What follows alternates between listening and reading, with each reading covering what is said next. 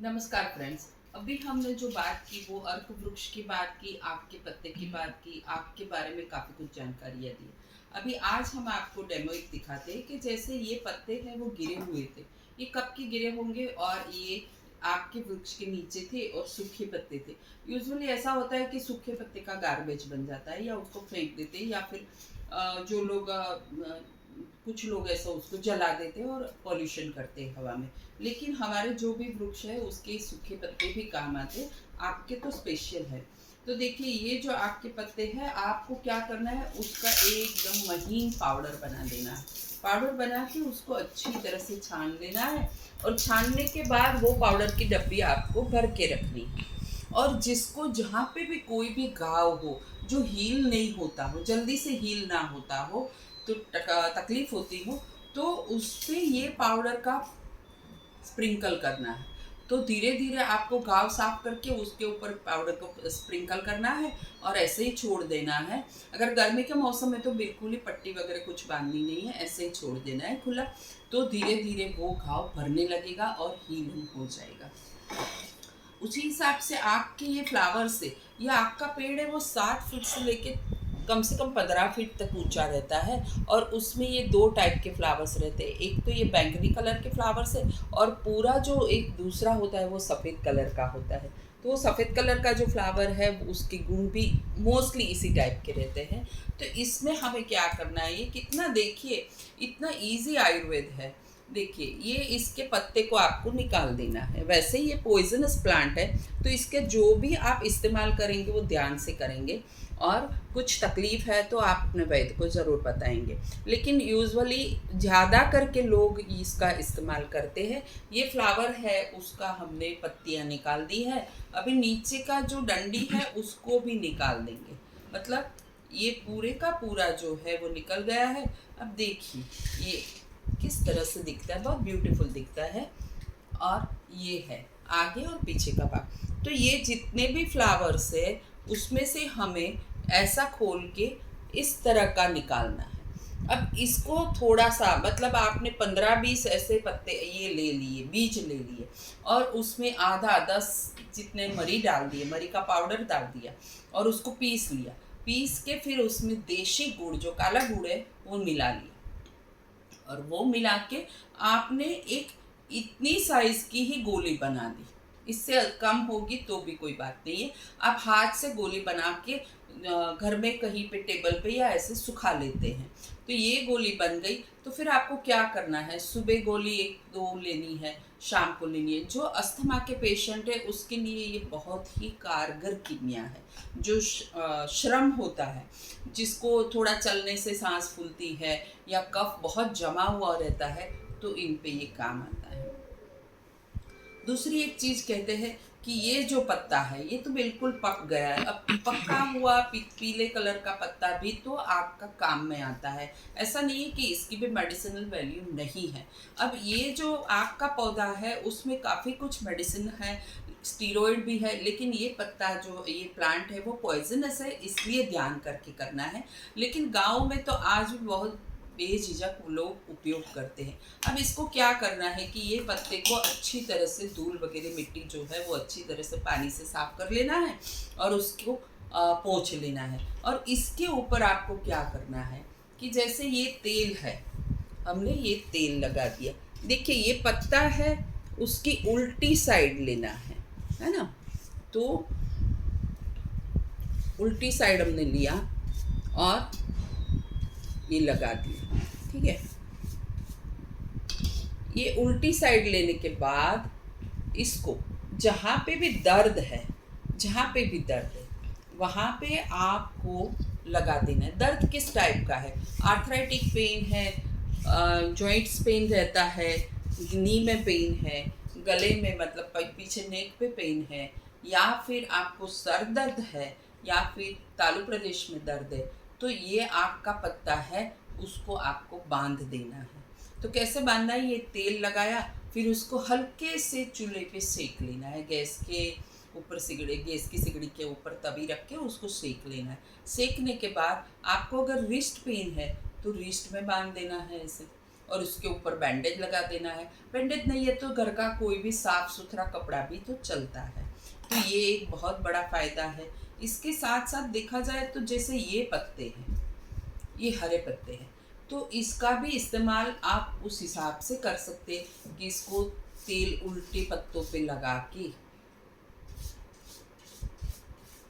जहाँ पे वायु है, मतलब पेट खास करके, जिसको पेट फूल जाता है, कुछ खाने का के बाद भी फूल जाता है, नहीं खाया है तो भी पेट फूल जाता है, तो और जहाँ जहाँ सूजन है, शरीर में कहीं पे भी सूजन आती है, तो ये आम के पत्ते को ऐसे ही सेक के लगा सकते। ये पर्टिकुलरली एब्डोमेन के लिए है, और ये पूरे शरीर में कहीं पे भी जोड़ों का दर्द है, या आम बात है रूमेटिज्म है, आर्थराइटिस है, ओस्टियो आर्थराइटिस में भी काम लगता है, रूमेटोइड आर्थराइटिस में भी काम लगता है, तो ये आपका पत्ता उसी हिसाब से काम लगता है। फ्रेंड्स, एक हमने आपको बताया था, हम जब गए थे तो हमने आपका दूध कैसे निकलता है वो आपको दिखाया था।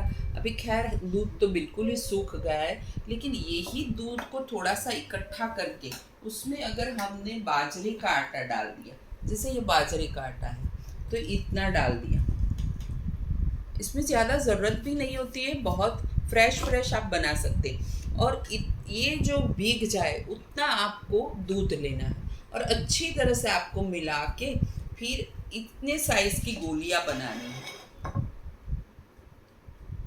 इसको आयुर्वेद में गुंजा फल बोलते हैं, चणोठी बोलते हैं। ये तकरीबन 125 मिलीग्राम की रहती है, मतलब एक गुंजा मतलब एक गोली, दो गुंजा मतलब दो गोली, चार गुंजा मतलब चार गोलियां। तो ये बाजरे का आटा है, वो लेना है। सुबह सुबह आपको जाना है अर्क वृक्ष के पास, मतलब अर्क वृक्ष को न्योता देना है, ऐसा आयुर्वेद में कहते हैं, लेकिन ये लेके बाजरे का आटा लेके जाना है। उसी टाइम, जैसे हमने वीडियो में बताया, उसी टाइम आपको आँख का दूध लेना है, इसको अच्छी तरह से मिक्स करना है, और ये 1 या 2 गुंजा जो है वो की मात्रा की गोली बनानी है। और अस्थमा के लिए, जैसे ही ये नवरात्रि पूरी होती है, अक्टूबर महीना शुरू होता है, तो जो अस्थमा के पेशेंट है वो ये बाजरे के आटे वाली गोलियां अगर खाना शुरू करते हैं तो धीरे धीरे उसका अस्थमा का अटैक जो आता है वो कम होने लगता है, कफ कम बनता है, और बहुत राहत रहती है। ये इमीडिएटली राहत करता है। अब देखिए, ऐसा है कि जैसे पोटेंशियल बोला जाए, उसमें पोटेंशी इतनी है आँख के वृक्ष के अंदर कि जैसे बोला जाता है कि वो सूरज की तरह उसमें तेज है, उतना ही वो प्रभावित कर सकता है। सूरज का जो किरण है वो पेनिट्रेट करता है हर खराब जगह पे, और हर चीज़ खराब है उसको सुखा देता है। उसी तरह से जहाँ पचपचा वुंड है, जहाँ पचपचा हुआ घाव है, जहाँ पे बहुत ही रूमेटॉइड आर्थराइटिस की तकलीफ़ है, या सूजन है, या कृमि है, जैसे किसी किसी को पता चलता है कि भाई मुझे कृमि है, निकलते भी रहते हैं, तो वो कृमि है, फिर विटिलिगो है, स्किन प्रॉब्लम है, वहाँ सब जगह आँख के वृक्ष की कोई ना कोई चीज़ काम आती है। एक और चीज़ हम आपको बताते हैं कि ये जो बहुत ही ब्यूटीफुल ये लगता है फल, ये आँख का ही फल है। ये इतना लंबा तक होता है सीज़न में, और बहुत बड़ा आम जैसे हो ऐसे लगता है। तो इसका एक उपयोग कैसे करते हैं कि इसको तोड़ देते हैं।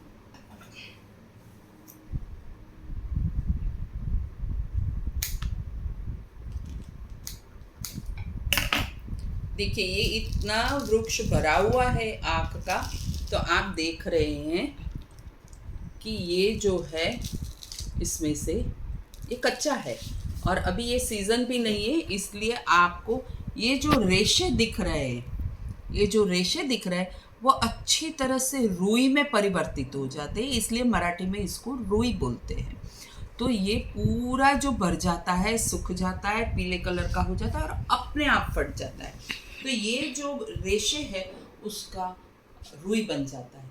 तो जिसको बहुत ही शरीर की जकड़न होती है, आमवात का जो पेशेंट है, उसको इसके रुई का तकिया बना के, गद्दा बना के उसमें सोने के लिए कहा जाता है, ये आयुर्वेद मानता है। और हमने देखा है कि काफ़ी पेशेंट सालों साल उस पे ही सोते हैं और काफ़ी अच्छी तरह से उनको फ़ायदा होता है।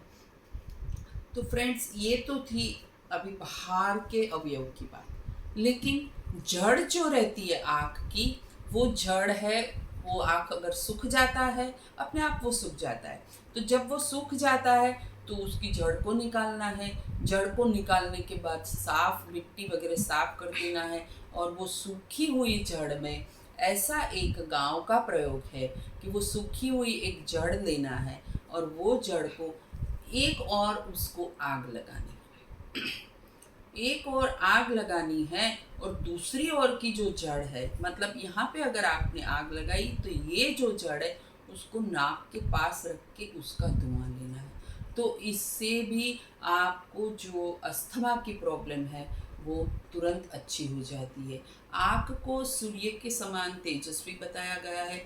उसी हिसाब से आयुर्वेद में कितनी औषधियाँ हैं, कितनी भस्म है, वो इसके पाउडर से, इसके तेल से बनती है।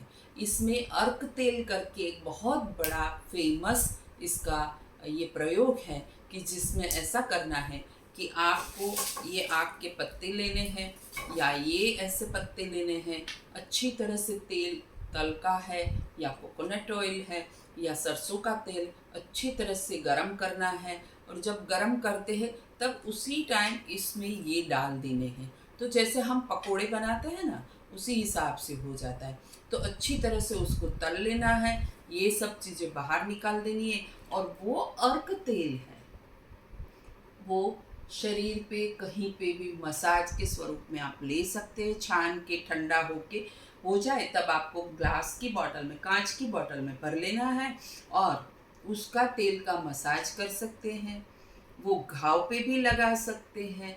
कान में अगर थोड़ा सा भी जैसे बोले जाए कफ हो गया है और कान बंद हो गया है, या धीरे धीरे आपकी सुनने की क्षमता जो है वो कम हो रही है उम्र के कारण, तो उसमें 2-2 ड्रॉप्स डालने के बाद बहुत अच्छा फ़ायदा होता है। वैसे ही हमने दिखाया कि हल्दी, जैसे ये हल्दी है, ये और आँख का दूध को मिक्स करके आप चेहरे पे, मेलास्मा पे लगा सकते हैं। आयुर्वेद में एक मान्यता है कि कुछ कुछ औषधियाँ जो बहुत ही पावरफुल है, उसकी मात्रा आपको बहुत ही कम लेनी है। तो देखिए, आयुर्वेद की जो गैर मान्यता है कि हाँ उसके डोज बहुत होते हैं, बड़ी बड़ी गोलियाँ होती है, बहुत होता है, ऐसा नहीं है। देखिए, ये दम जैसे रोग को भी इतनी सी मात्रा में आप कंट्रोल कर सकते हैं। इसके साथ साथ आग का और भी बहुत प्रयोग है। हवन में भी उपयोग आता है। वातावरण में जो वायु की अशुद्धि है उसमें भी ये पत्ते अगर आप जला देते हैं रूम बंद करके, तो वो कृमिनाशक है।